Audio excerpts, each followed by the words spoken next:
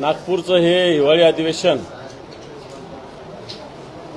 तसं पाहायला गेलं तर सरकारने एक फॉर्मॅलिटी केली अधिवेशनाची। मंत्रिमंडळ अधिवेशनाच्या एक दिवस आधी स्थापन होऊनही पूर्ण अधिवेशन बिन खात्याच्या मंत्र्याचं हे अधिवेशन झालं, पूर्ण मंत्रिमंडळ असूनही। आणि या सगळ्या याच्यामध्ये सरकारने फक्त मागच्या काळातल्या काही योजना, या महाराष्ट्राच्या जनतेला दाखवलेले दिलेले खोटे आश्वासनं, दिवा स्वप्न, याच्यावरच आम्ही कशा निवडणुका जिंकल्या अशा पद्धतीनं दरपोक्ती केली। परंतु प्रत्यक्षात या महाराष्ट्राच्या वाट्याला आणि विशेषतः या विदर्भाच्या वाट्याला कोणत्याही प्रकारे मदत मिळेल, शेतकऱ्याला असेल, कष्टकऱ्याला असेल, उद्योगधंद्याला असेल, असं कोणतंही वक्तव्य, कोणती कृती शासनाच्या त्याच्यातून आढळलेली नाही। कायदा सुव्यवस्थेची स्थिती या महाराष्ट्रातील सरकार आल्यानंतर आणि आधी सुद्धा मोठ्या प्रमाणात बिघडलेली आहेच। बीडची घटना आपल्या समोर आहे। केच्या आपल्या सरपंच संतोष देशमुख यांची जी हत्या झाली, अजूनही मुख्य आरोपी वाल्मिक कराड त्यांचे सहकारी अजूनही फरार आहे। त्यांना कोणाचा आशीर्वाद आहे, कोणाचा पाठिंबा आहे, अख्ख्या महाराष्ट्राला माहिती आहे, बीड जिल्ह्याला तर हे माहितीच आहे। परभणीची जी घटना घडली याच्यामध्ये सुद्धा कशा पद्धतीनं या तरुणाचा मृत्यू झाला, पोस्टमॉर्टम रिपोर्टमध्ये सुस्पष्टपणे लिहिलेलं आहे की मारहाणीतून शॉक बसून हा मृत्यू झालेला आहे। कल्याणमध्ये मराठी माणसावर कशा पद्धतीनं परप्रांतीयांनी हल्ले केले आणि मुख्यमंत्री कार्यालयातून तुम्हाला फोन येईल अशा प्रकारची धमकी दिली, या सगळ्या गोष्टी बघितल्या। त्याचप्रमाणे मग सोयाबीनचा विषय असेल, कापसाचा विषय असेल, धानाचा विषय असेल, या सगळ्या स्थितीमध्ये सरकारने शेतकऱ्यांना न्याय मिळेल असं कोणतीही कृती केली नाही। पुरवणी मागण्या या सरकारने या अधिवेशनात मांडल्या, परंतु या पुरवणी मागण्या नियमित खर्चासाठी होत्या। विकासाच्या दृष्टीनं कोणत्याही प्रकारे या पुरवणी मागण्यातून विकासाच्या दृष्टीने एक छदामी देण्यात आला नाही। हे अधिवेशन चालू असताना संसदेमध्ये देशाचे गृहमंत्री अमित शहा यांनी ज्या पद्धतीने डॉक्टर बाबासाहेब आंबेडकरांचा अवमान केला, हा अवमान करत असताना या अवमानाविषयी भूमिका मांडण्याच्या ऐवजी याच्या आधी कोणी कोणी कसा कसा अवमान केला हे सांगत बसले। याचा अर्थ डॉक्टर बाबासाहेब आंबेडकरांचा अवमान त्यांनी केला हे सुस्पष्टपणे दिसलं। हे सरकार भ्रष्टाचारी आहे, आम्ही सातत्यानं याच्यात सांगितलेलं आहे।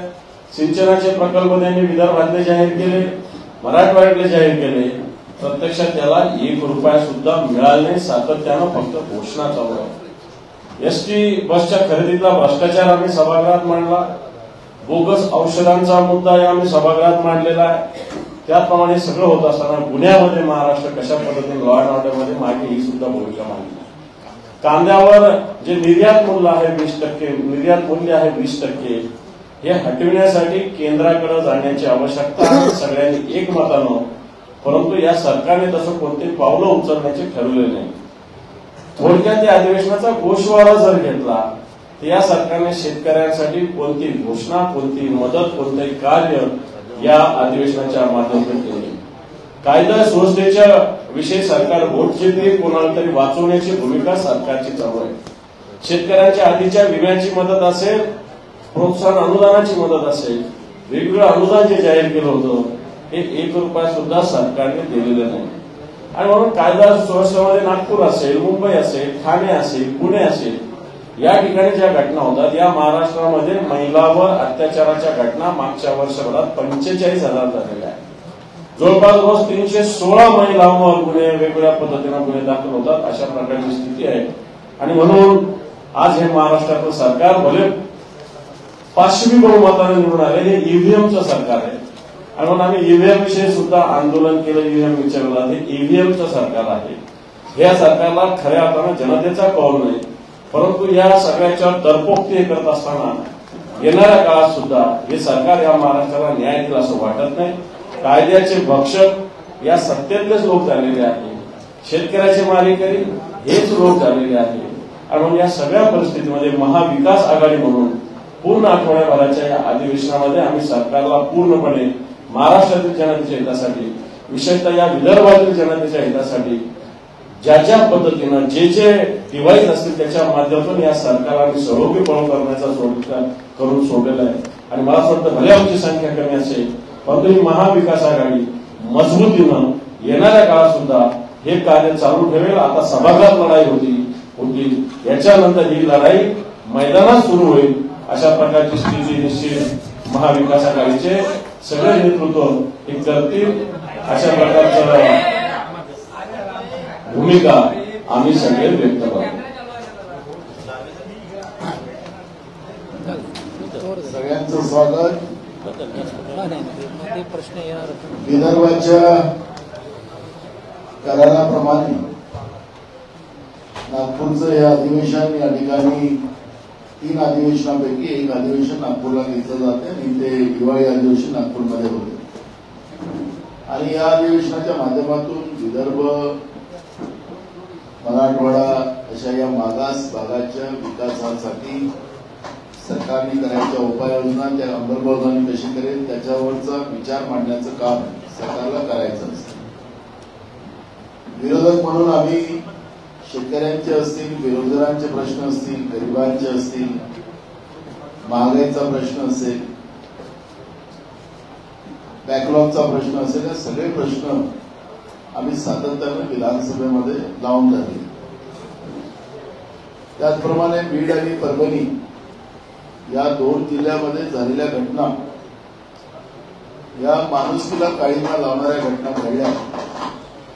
आणि जो गेल्या 2.5 वर्षामध्ये सरकारने गुंडाइझम या महाराष्ट्रामध्ये पोचला, माफिया तयार केले, त्या माफियांचाच आता असर आपल्याला बीडमध्ये पाहायला मिळाला.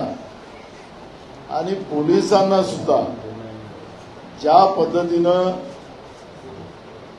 सरकारच्या इशाऱ्यावर कायद्याला बाजूला सारून काम करायच्या ज्या सवयी पाडल्यात, त्यामुळे पोलिसांमध्ये सुद्धा एक प्रकारचा गुंडारा झाला आहे का हा प्रश्न आता जनतेच्या समोर निर्माण झालेला आहे.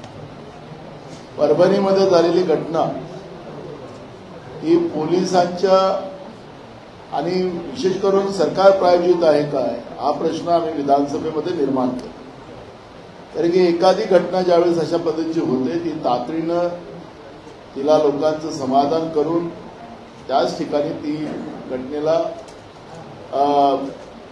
लोकांची डोकं शांत करून तो विषय संपवला पाहिजे. पण संपूर्ण दिवस दुसऱ्या दिवस या घटनेचे पडसाद उठत राहिले, लोक एकत्रित होत गेले. 4 तासाच्या वर एखादी घटना प्रक्षोभित होत असेल आणि पोलीस त्याच्यामध्ये मुद्दामून लक्ष करत नसेल, जिल्हाधिकाऱ्यांच्या कार्यालयावर जेव्हा महिला गेल्या त्या ठिकाणी समाधान उत्तर मिळालं नाही आणि त्याच्यानंतर जो उद्रेक वाढत गेला आणि पोलिसांनी जो कोम्बिंग ऑपरेशन केलं त्यामध्ये एका लॉच्या विद्यार्थ्याचा सोमनाथ सूर्यवंशी नावाच्या एका तरुण पोरांचा मृत्यू झाला, पोलिसांच्या कस्टडीमध्ये झाला. आणि ते झाल्यानंतर काल मुख्यमंत्र्यांनी जेव्हा उत्तर दिलं तर त्यांना सांगितलं की त्यांना दम्याचा त्रास होता, त्यांना आजार होता आणि त्याच्यात ते मरण पावले, अशा पद्धतीचं उत्तर दिलं. म्हणजे पोलिसांना पाठीशी घालण्याचं काम, अत्याचार करणाऱ्या पोलिसांना पाठीशी घालण्याचं काम एका सब इन्स्पेक्टरचं फक्त निलंबन केलं, मग एसपीला का सोडलं? ज्या पोलिसांनी त्या मानवडकर नावाच्या महिलेला ज्या पद्धतीनं मारलं तुमच्या माध्यमातून दाखवलं जात होतं, आता महिलेला पुरुष पोलीस मारताना आपण पाहतोय. महाराष्ट्रामध्ये जंगलराज निर्माण करण्याचं काम गेल्या 2.5 वर्षात जे झालं त्याचा परिणाम आपण पाहिला. बीडच्या घटनेमध्ये आपण पाहिलं की रेती माफिया आणि त्या माफियांच्या रूपानं सरकारचा राजश्रय असलेली गुंडा प्रवृत्तीची लोक, त्याला सरकार कसं पाठीशी घालते आहे हे मुख्यमंत्र्यांच्या उत्तरात आपल्याला पाहायला मिळालं. मी म्हणालो काल पण की एक निष्णात वकील जसं असतो त्याचा क्लायंट त्याला वाचवण्यासाठी वकिलाचा जो प्रयत्न कोर्टामध्ये चालतो, तशा पद्धतीचं उत्तर आपल्या मंत्रिमंडळात असलेल्या एका मंत्र्याला वाचवण्यासाठी वाल्मिक कराड याला वाचवण्यासाठी, तिथल्या असलेल्या गुंडा प्रवृत्तीला वाचवण्यासाठी मुख्यमंत्र्यांनी जे काल उत्तर दिलं ते मुख्यमंत्र्याचं उत्तर नव्हतं. एका वकिलांनी आपली क्लायंटची बाजू न्यायालयामध्ये मांडण्यासारखं झालेलं होतं. आम्हाला अपेक्षित होतं, कारण की सुरुवातीलाच मुख्यमंत्र्यांनी सांगितलं होतं की मी कोणालाही सोडणार नाही, पुढच्या काळामध्ये या घटना होणार नाही, अशा पद्धतीचं आम्ही या ठिकाणी अद्दल घडवू असं आश्वासन पहिलेच त्यांनी दिलेलं होतं.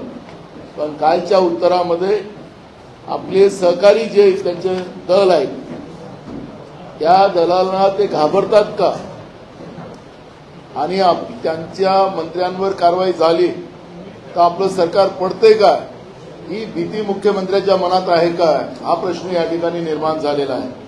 आणि म्हणून त्यांनी काल त्यांच्या पक्षाचे आमदार सुद्धा त्या बीडच्या घटनेमध्ये सगळे वस्तुस्थिती सांगत होते.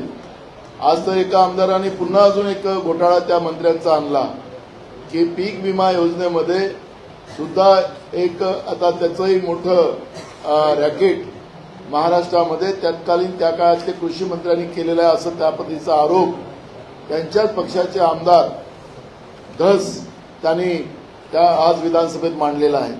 हे सांगायचं तात्पर्य असं आहे की मुख्यमंत्री कशासाठी घाबरतात, आपली खुर्ची वाचवण्यासाठी. शेतकऱ्याला एक वेगळ्या पद्धतीनं लुटणारे मंत्री ठेवायचे. या मंत्रिमंडळामध्ये 65% मंत्री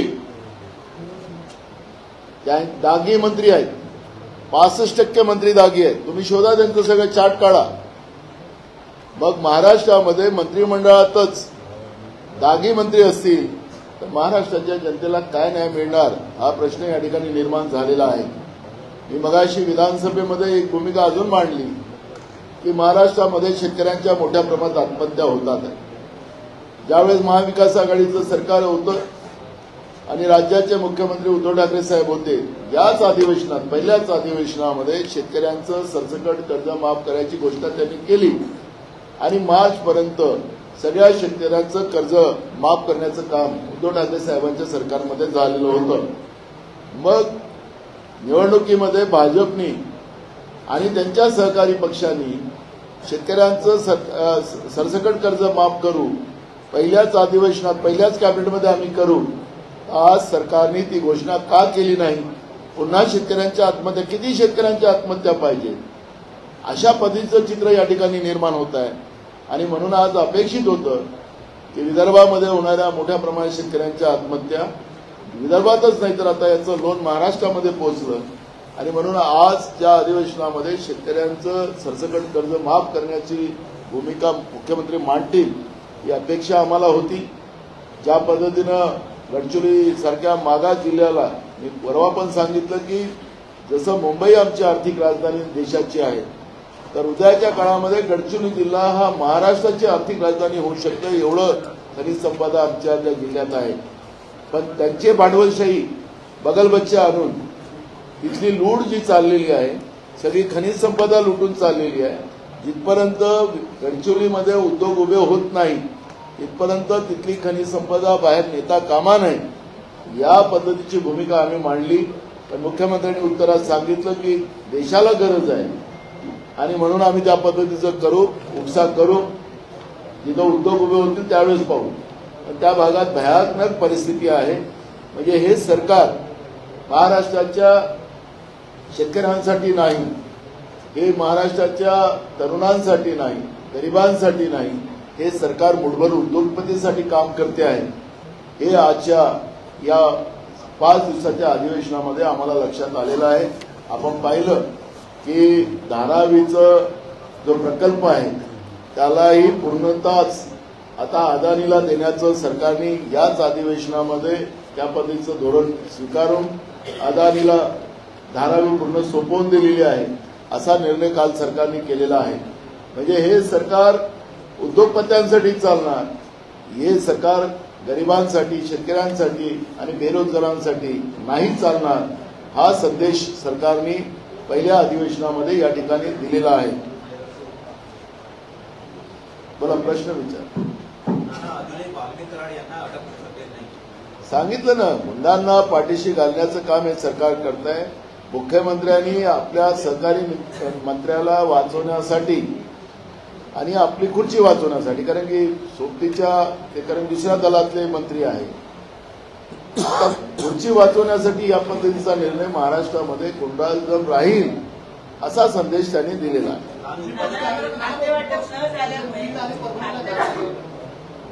राहुल गांधीजी सोमवारी परभणीला येतात आहेत आणि बीडचं पण त्यांना आता प्रोग्राम पाठवलेला आहे आणि स्वतः राहुल गांधीजी तिथं सोमवारी येतात.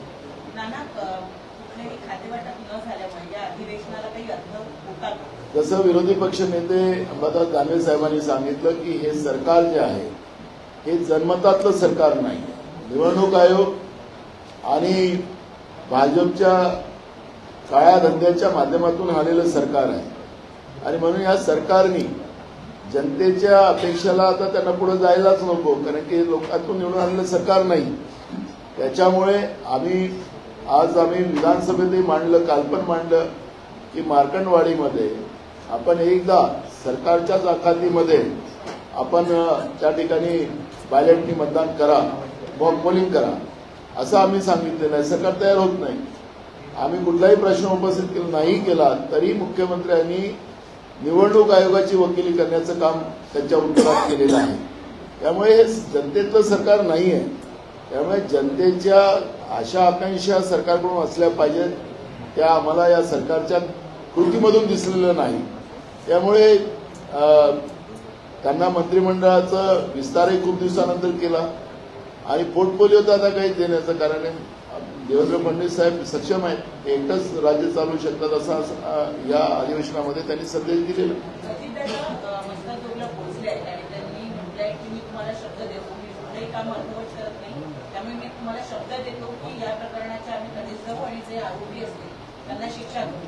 मला एक कळत नाही, त्यांच्याच पक्षातले आमदार, सत्ता पक्षातले, आम्ही विरोधी पक्षात आम्ही आरोप करतो असं होतात, पण सत्ता पक्षाचे त्या जिल्ह्यातले आमदार जेव्हा वस्तुस्थिती सांगतात आहे, हे सरकार आहे, पोलिसांजवळ रिपोर्ट आहे, त्यांच्याजवळ सगळं खातं आहे, मग यांना आता चौकशी करायची आणि करायची गरजच नाही आहे.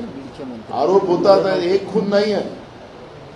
जवळपास आमचे जितेंद्र आव्हाड सांगत होते की 32-33 खून त्या ठिकाणी या सगळ्या मंडळींनी केलेले आहे. त्यामुळे एक खुनाचा बीड जिल्ह्यामध्ये एक प्रकारचं सिरियल चाललेलं आहे आणि सरकारजवळ माहिती आहे. त्यामुळे सरकारने तातडीने ऍक्शन करून, आमची अपेक्षा होती की तातडीनं ऍक्शन घेऊन, कारण की महाराष्ट्राला लागलेली ही कीड ही थांबवण्यासाठी कडक कारवाई सरकारने करावी होती असं आम्हाला वाटत होतं.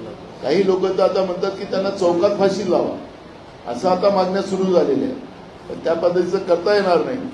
पण सरकारला जे काही न्यायिक अधिकार आहेत ते करण्याचे अधिकार होते, पण सरकारने ती संधी गमावलेली आहे. सरकार टाइमपास करते आहे आणि म्हणून अशा गुंडाइझमला ताकद देण्याचं काम सरकार करते आहे असं सगळ्यांना वाटायला लागलं. या प्रश्नाचं उत्तर तुम्ही पण द्या. अजित पवार असं म्हणताय की कुठलाही राजकीय हस्तक्षेप होणार नाही, दोषींना फाशीची शिक्षा होईल. त्यांच्याच पक्षाचा तालुकाध्यक्ष त्याची सामील आहे, आरोपी म्हणून, मुख्य आरोपी म्हणून त्यांच्याच पक्षाचा तालुकाध्यक्ष त्याच्यात सामील आहे. त्यांच्याच पक्षाचे त्या जिल्ह्यातले मंत्री यांचा जवळचा सगळं मागच्या काळामध्ये वेगळा कारभार बघणारा वाल्मिक कराड हा त्याच्यात सहभागी. अजितदादा कोणत्या तोंडाने तिथं सांगताय? खरं त्यांनी इथं कारवाई करून तिथं जायला पाहिजे होतं. मी काल सभागृहात सांगितलं होतं की वाल्मिक कराड इथंच नागपूरच्या आजूबाजूला आला का माझ्याकडे एखादा पोलीस अधिकारी विचारायला, कुठे वाल्मिक कराड म्हणून सांगा म्हणून. सरकारच्या मध्ये पोलिसांमध्ये दम असता तर त्यांनी माझ्याकडे यायला पाहिजे होतं की सांगा वाल्मिक कराडचा पत्ता तुम्हाला. मी सभागृहात बोललो, एकही अधिकारी माझ्याकडे आला नाही की कुठे सांगा म्हणून सांगायला. याचाच अर्थ मला माहिती तर पोलिसांना माहिती नसेल असं कशावर? मग इकडं आरोपीला वाचवायचं आणि तिकडे जाऊन वेगळं नाटक करायचं. मला वाटतं हे धंदे हे सरकार असंच करणार आहे. मग तुमच्या सरकारमधले मंत्री दिलं दोन त्या जिल्ह्यातले, का घेऊन नाही गेले तुम्ही त्यांना? का घेऊन गेले नाही? एखाद्या आमदार का घेऊन गेले नाही? रोष आहे जनतेच्या मनात या सगळ्यांच्या विषयी. आणि म्हणून अजितदादा एक राज्याचे उपमुख्यमंत्री म्हणून त्या लोकांनी रिस्पेक्टफुली त्यांना येऊ दिलं असेल आणि ते लोक गावात सुद्धा येऊ देणार, अशा प्रकारची स्थिती आहे. अजितदादा दुटप्पी बोलताय, त्यांच्याच पक्षाचे लोक सहभागी. मी तुम्हाला शब्द देतो. काय शब्द देतो अजितदादा? आणि म्हणून या सगळ्या गोष्टी ही नाटकबाजी या सरकारची आहे. या सरकारमध्ये त्यांच्याच पक्षाचे लोक सहभागी आहे. अजितदादा कारवाई करा ना त्या लोकांवर.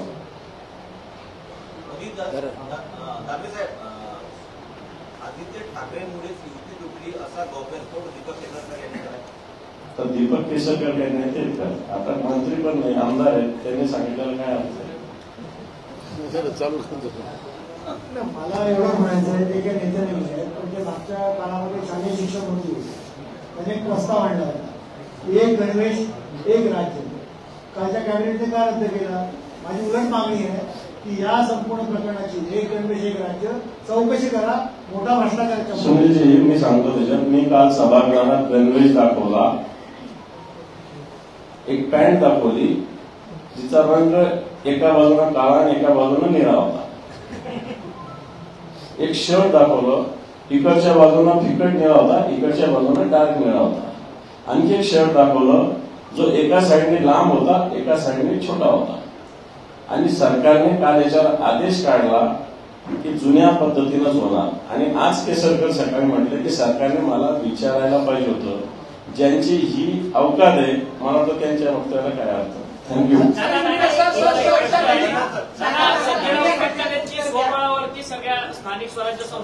विधानसभेचं अधिवेशनाची चर्चा आहे, ते राष्ट्रपती बंद करू आपण.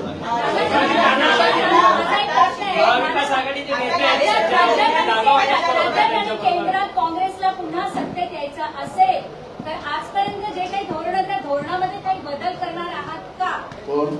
काँग्रेस पक्ष काही धोरणात बदल करणार आहात का? कारण वारंवार आरोप होतो की पुष्टीकरण हिंदुत्वावर आज हे सगळे सत्ता भाजपला सत्तेपर्यंत पोहोचणारी काँग्रेस आहे असं म्हटलं जातं, असा आरोप करतो. तुमची धोरणं चुकीची होती म्हणून भाजप सत्तेपर्यंत पोहोचला. मला असं वाटतं की जो ईव्हीएमचा घोटाळा आहे तो अजूनही स्पष्ट होत नाही. राज्याच्या मुख्यमंत्र्याला निवडणूक आयोगाची बाजू मांडावं लागत असेल तर याचा अर्थ तुम्ही समजला पाहिजे. हिंदुत्वाच्या भरोशावर किंवा तुष्टीकरणाच्या भरोशावर आलेलं सरकार नाही, हे सरकारच निवडणूक आयोगाच्या कृपेने आलेलं सरकार, केंद्रातलं असो की राज्यातलं असो, हे आता स्पष्ट झालेलं आहे. म्हणून आज आपण पाहिलं असेल केंद्र सरकारने नोटिफिकेशन काढलं आणि त्याच्यामध्ये आता निवडणूक आयोगाने कुठलीही माहिती कोणाला द्यायची नाही अशा पद्धतीचं नोटिफिकेशन काढून टाकलं. म्हणजे वादच नाही आता. म्हणजे आता सगळं काही आता काही करता येणार नाही, ते करतील तो कायदा, अशा पद्धतीचं धोरण केलेलं आहे. म्हणून हे तुष्टीकरण वगैरे हा सगळा भाग जाऊ द्या. काँग्रेस हे या देशाच्या संविधानावरच काम करते आहे. संविधानाप्रमाणे हा देश चालावा ही भूमिका काँग्रेसची राहिलेली आहे. सर्व धर्म समभावाची भूमिका राहिलेली आहे आणि काँग्रेस त्याच लाईनवर चालेल. आता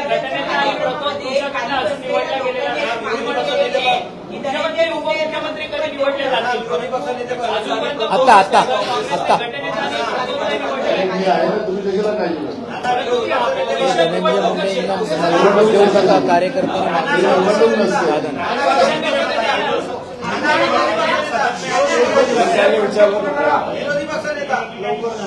लवकर निवडू. आता बजेट सेशन मध्ये आमचा विरोधी पक्षनेत्याच्या चेहऱ्यावरती महाविकास आघाडीचं एकमत झालेलं आहे का?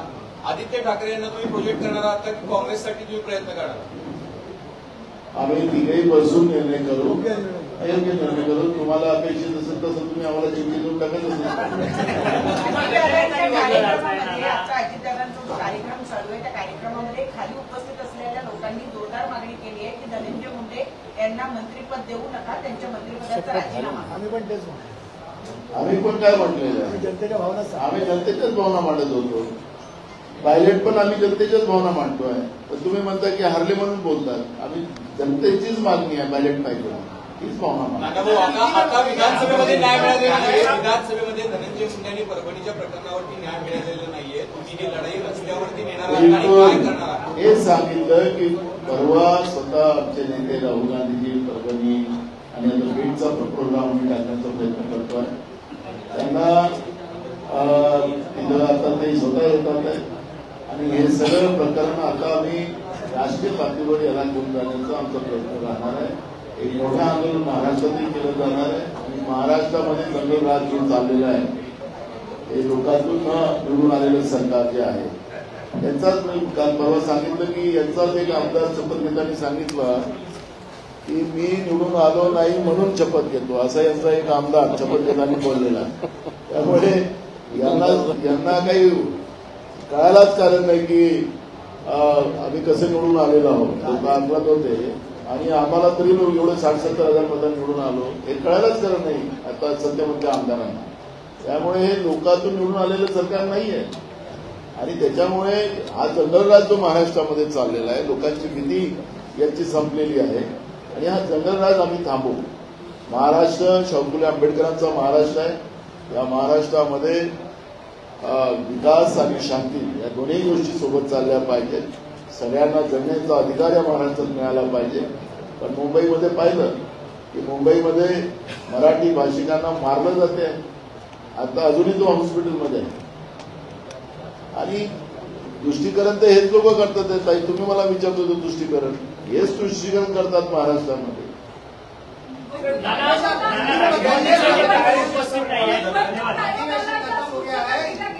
हा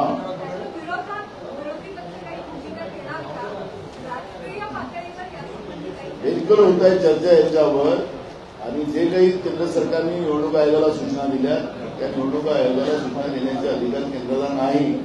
निवडणूक आयोग हे स्वायत्त आहे. राजीव गांधीजींनी त्या पद्धतीचं घटनादुरुस्ती करून निवडणूक आयोगाला एक स्वायत्ता दिलेली आहे.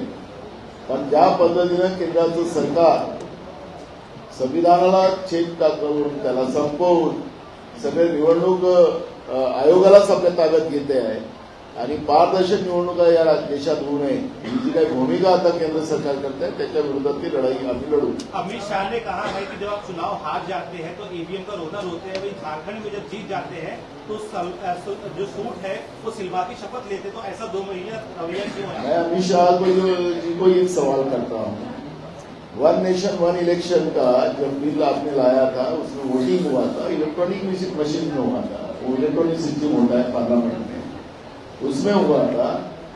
तो जब वो 263 वोट आपको मिले तो आपने नहीं ये अभी पर्ची पे लो, बैलेट पे लो, ये खुद ही मांग तो अमित शाह जी ने किया पार्लियामेंट में. जब पार्लियामेंट में अमित शाह जी बैलेट पे वोट करने की बात करते हैं तो यहाँ देश के लोग मांग कर रहे हैं कि हमें बैलेट में चाहिए. तो जब वो खुद आते हैं, अल्पमत से सरकार आई थी उनकी वो बिल पे, इसलिए उनको जॉइंट सेक्रेटरी कमेटी की तरफ वो बिल भेजा है. तो मेरा ये कहना है कि अमित शाह जी जनता की मांग को आप करिए. जनता जनार्दन ही बड़ी होती है, हम लोग नहीं होते. लेकिन अब इनको लगता है कि हम ही बड़े, यही तकलीफ है. संजय राउत ने कहा है कि राम मंदिर बनाने में कांग्रेस का भी योगदान रहा है. बिल्कुल रहा है, इसमें क्या है. देश के एक्चुअली ये पॉलिटिकल नहीं हो सकता, धर्म का आधार ये पॉलिटिकल नहीं हो सकता. मैं कहूंगा कि राजीव जी खुद जाके रामलला का ताला खोले थे, वो हमारी आस्था है, आस्था के साथ चलता है. राजनीति में धर्म ये भूमिका हमेशा कांग्रेस ने रखी है और हम नहीं चाहते कि ये हमारे श्रद्धा का श्रद्धा सब लोगों ने उसमें योगदान किया और इसलिए इसको राजनीति में नहीं लाना चाहिए. ये